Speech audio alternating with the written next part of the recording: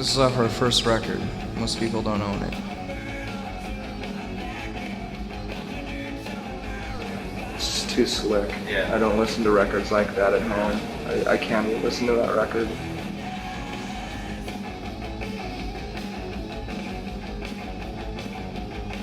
I'm more proud of this record than anything we've ever done. We finally achieved the sound that I've been hearing in my head forever.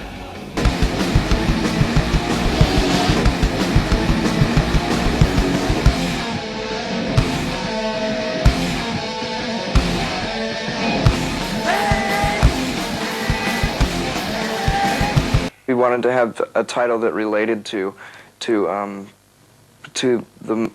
good majority of the themes that are on the album, which are mostly medical themes, you know, sickness and death and rebirth and having to be restrained in a bed with an IV in your arm and being sick all the time.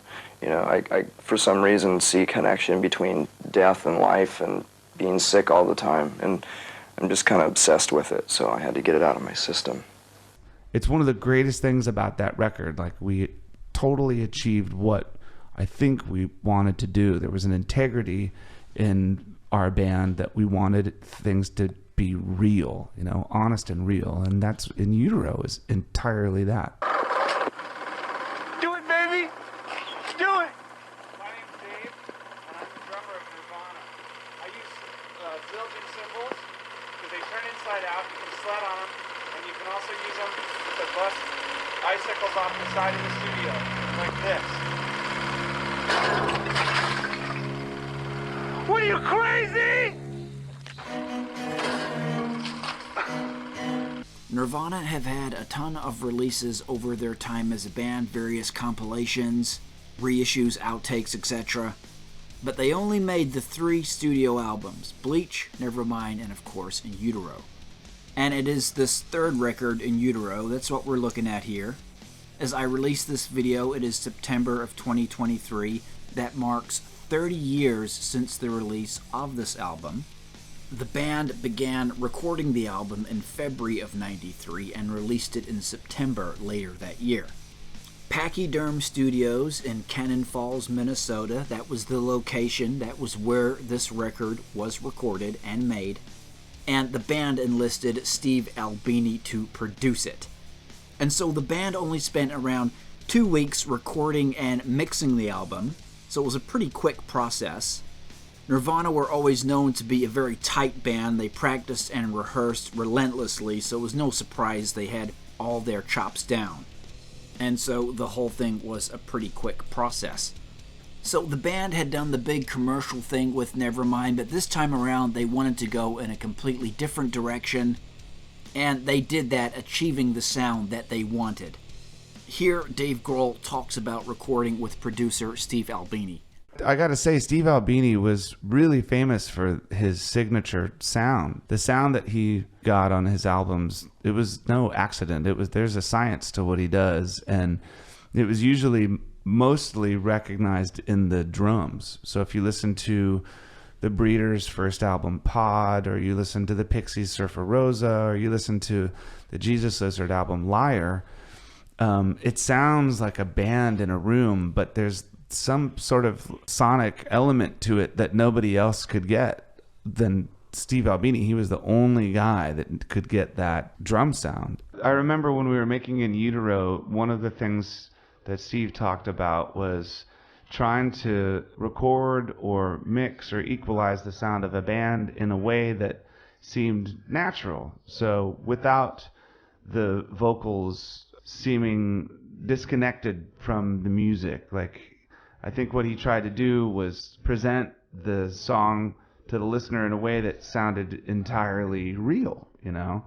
But he would kind of embellish things in a way that made it more powerful. And he's just, you know, he's a brilliant dude.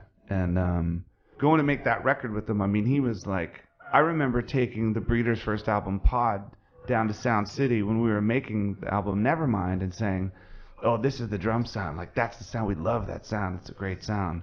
That was always, I don't know, it was something that we always loved or related to, was Steve Albini recordings. The drum was really good, beat was really good, and crack shoebox was excellent. Hey, potential sales. All of that high tempo, especially the Garrett album, all of them are great. And then it mellow out around the middle, then at the end it hypes you back up again. All right. Who are the Dons? I think they should open the sense because Francis Farmer, after we run in Seattle, goes so good. I don't know who Francis Farmer is. If I knew who Francis Farmer was or what that meant, I would enjoy it more. Would you recommend If I was stoned. They have the first album, they'll enjoy this one. It was pretty good. It's not what I usually listen to, but I listen to it again. Can't please everybody. Bye. All right, my man. It's upside down. We had to prove ourselves to Steve. So on the first day at the studio, we're all set up and we're ready to go. And like, okay, Steve, we're rolling, right? He goes, we're rolling. And so we play the song Serve the Servants. And, you know, Dave counts us in and just goes, blam, the song starts, okay? And then we play the song, and then, of course, the ending falls apart, and like every song on In Utero. And so we finish the song, and so Kurt and Dave and I, we look at each other, and we're like, well, yeah, that felt pretty good. It's like, how was it, Steve? He's like, sounds good. Like, we're, all right, we're going to do another song. So, like, one take. And so that way we won Steve over after that. So were you happy with, the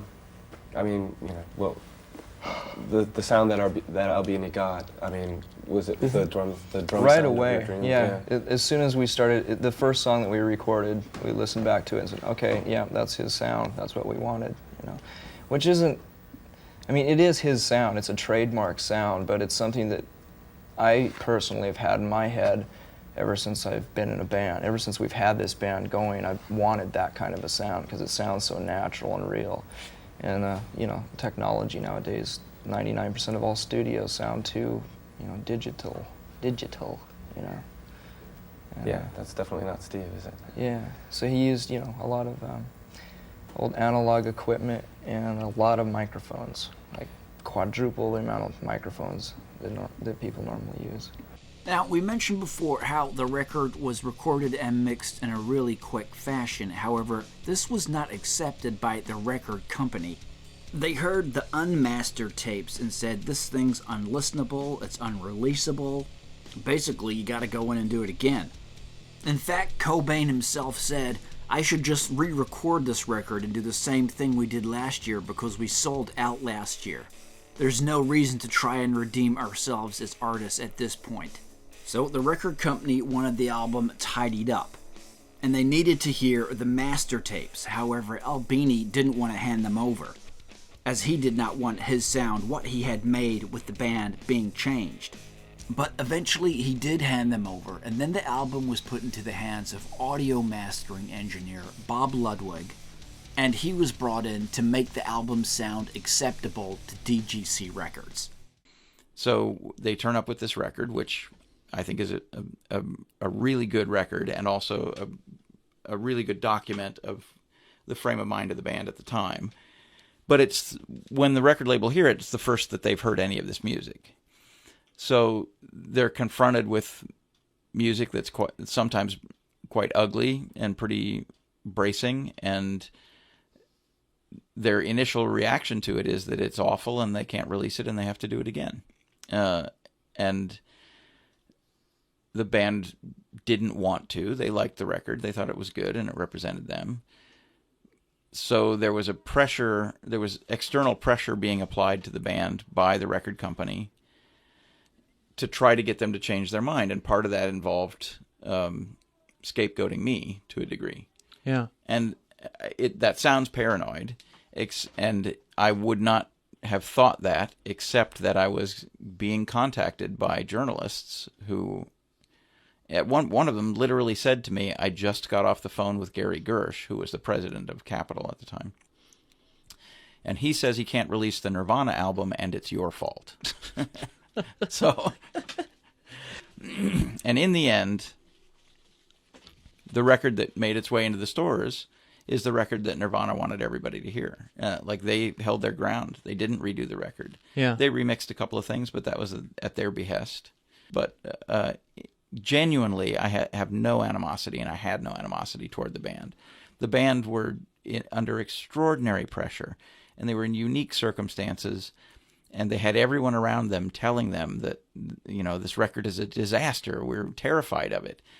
And I can't fault them at all for second guessing themselves. Like, who wouldn't under those circumstances? Right.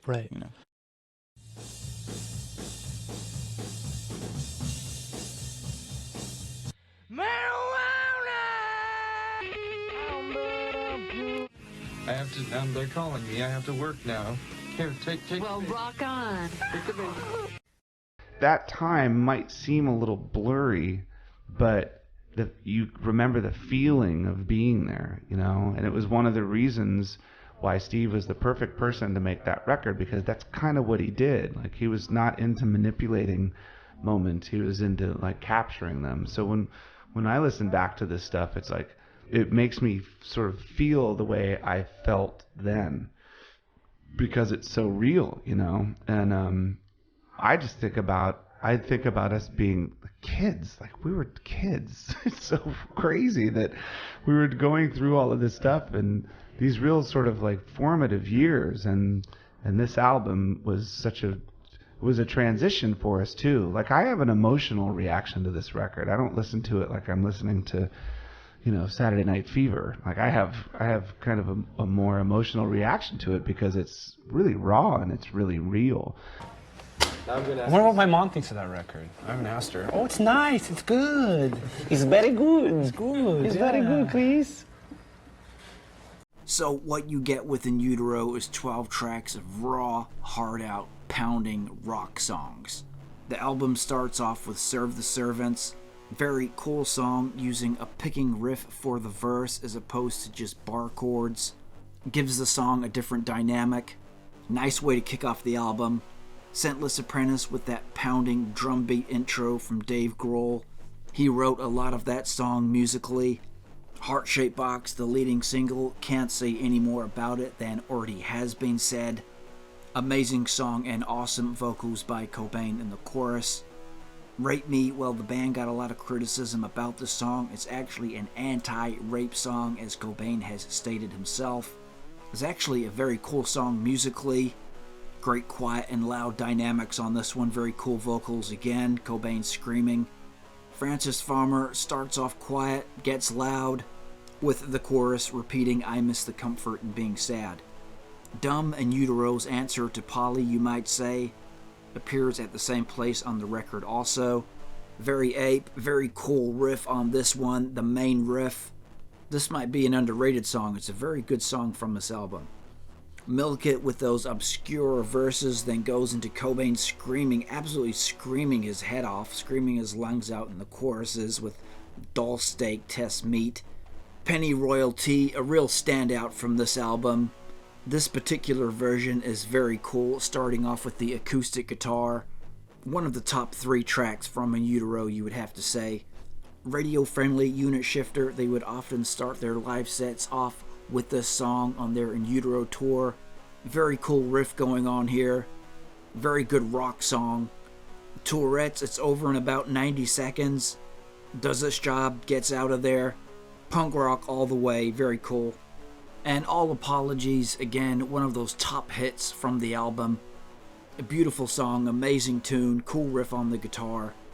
Rounds out a very cool collection of songs that is In Utero. And I like the record, and the record sounds like Nirvana. It doesn't sound like Nirvana in the studio. It sounds like Nirvana in the room, It sounds exactly like the band, and that's why I like it.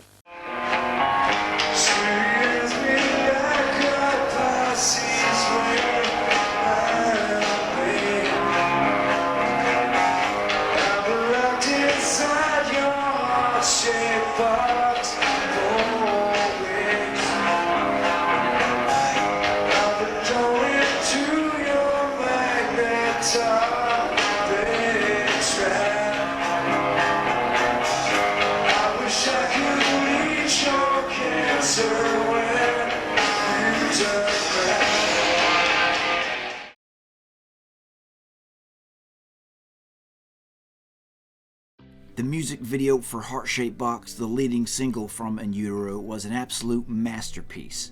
The band employed Anton Corbijn to direct the video after there had been a falling out with the previous video's director, Kevin Kerslake. In fact, quite a major falling out. You see, Kerslake had stated that many of the ideas used in the video were his and not Cobain's. Cobain would always maintain that 99% of the ideas were actually his. But when Kerslake saw the final version of Heart-Shaped Box, the version they had done with the new director, simply put, he was pissed and he filed a lawsuit against Nirvana. A lawsuit that was only dropped after the death of Cobain. Here, Chris Novoselic shares an in-studio story about Heart-Shaped Box. I remember with Heart-Shaped Box in the studio on that version you just played, there was a long discussion about, and Steve and Kurt had this idea on the solo to just make it very distorted and kind of out there. And I was against it. I'm like, why are you doing this? And I guess it was about I was the sellout in the room or whatever. Like, we have, this is a beautiful song. It's an epic song. Like, why do you want to kind of... I remember that too. Remember I that? felt the same way. I just didn't say anything. And then it was just like, remember it was like an hour and a half. All these speeches are going down. Yeah. And I'm like, okay, that sounds good. Now don't do it. Yeah. Okay, I understand. I completely understand. I would say delete that. Yeah, Mute, exactly. mute. Delete all. Yeah. It was a epic discussion. It's like, why are you doing this? You are making a career decision, my friend. Yeah, I mean, like looking, it's just at a 24 different time now. Well, at 24 years old, I was wearing shorts with long johns underneath them. What did I know? Pain is beautiful. Breathe and focus. So remember, mothers, love your pain. Breathe, you sons of bitches. Who am I kidding? Pounding out a kid? Breathe. Hurts like hell. Push. Push. Close your legs. Close your legs. Did you know that the placenta makes really yummy soup?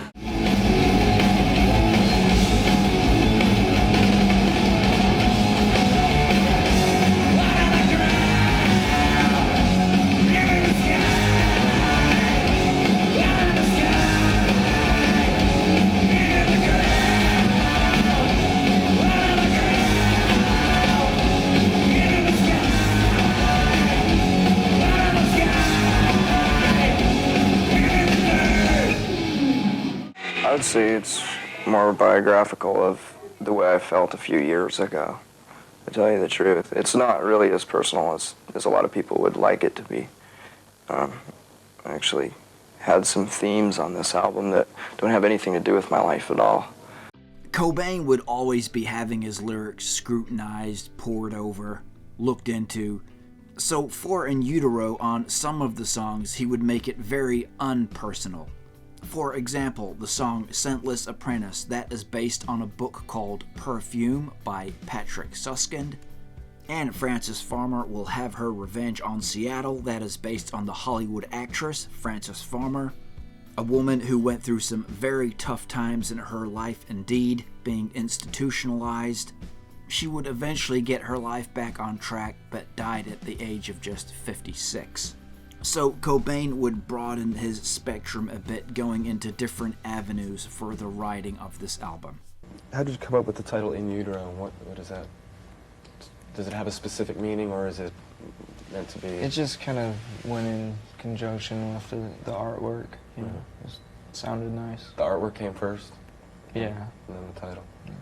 And that was, did you come up with the artwork, or was it, Yeah, I came up with.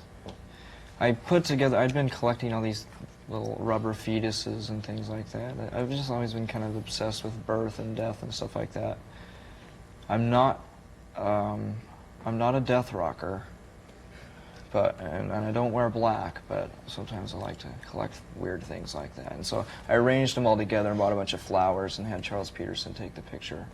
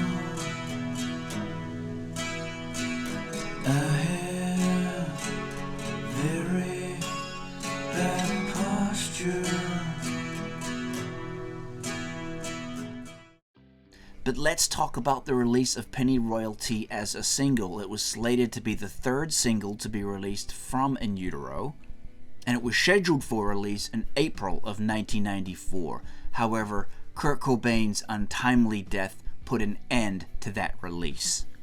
The band didn't want to be seen as just profiting from Kurt's death, so the single was cancelled. The B-side to Pennyroyal Tea was the song I Hate Myself and Want to Die, and some speculate that the single was cancelled because of that song being a part of the Pennyroyal Tea single. Given Cobain's death that had just occurred, it was thought that that would be in bad taste to release the single with that song as a B-side. Although it is thought that the single would have been cancelled regardless of this fact.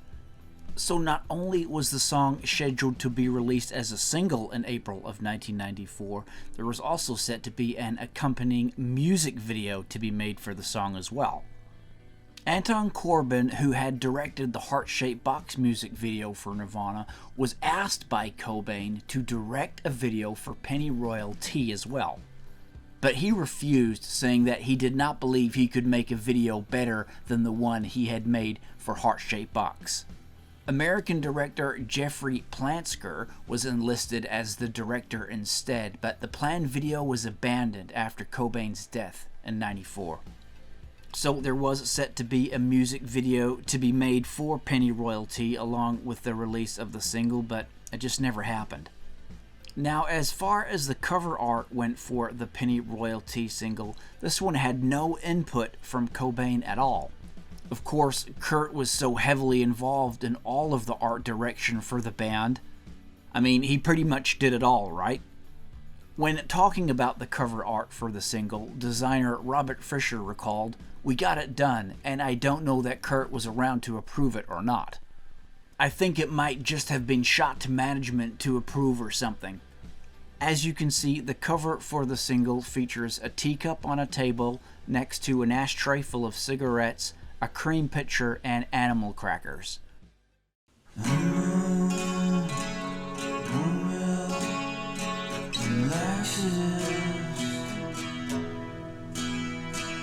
Cherry flavor antacid. So even though the single for Pennyroyal Tea, it was cancelled, no music video, nothing like that, 20 years later, in April of 2014, the Pennyroyal Tea single was re-released on 7-inch vinyl for the annual event Record Store Day. It was limited to only 6,000 copies, and it was the top-selling vinyl single of Record Store Day in the US, reaching #1 on the Billboard Hot 100 singles chart.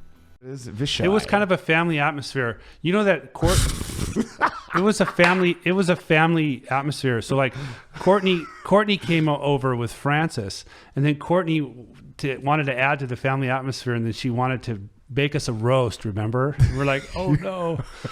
So I think we unplugged the stove and said it was broken. Like, oh, the stove doesn't work. Well, you already had the mashed potatoes. Yeah, but it was nice. And it was, yeah, but those were in my suitcase. Yeah.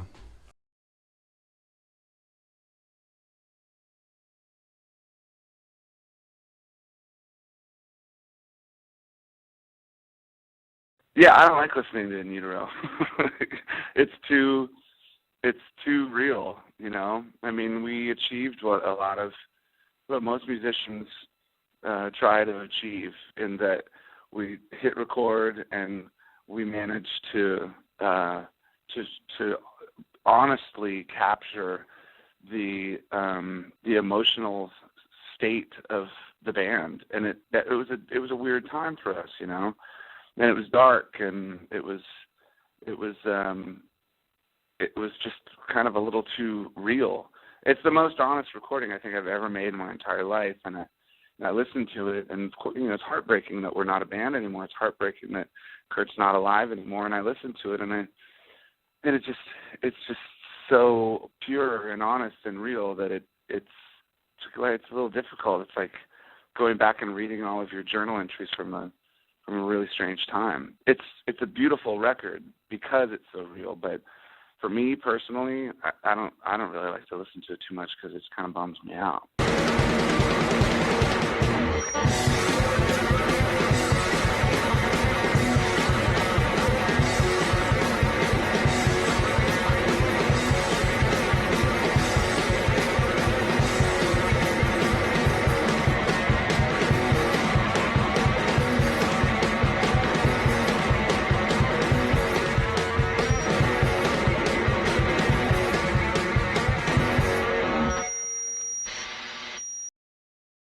In Utero is a testament to the artistic vision of Kurt Cobain and how it's kind of a weird record, but it's strangely beautiful at the same time. And if you look at Kurt's like paintings and his drawings, and he even did a sculpture for me. I have this writhing, tortured spirit person. It's weird, you know, but it's done well. And so that was Kurt's. He had his own. It's like what Dave was saying about having your own sound. And, you know, Kurt was a great songwriter. He had a good ear for a hook, great singer, great guitar player. And, you know, In Utero is a good representation of what he liked in art and how he expressed himself.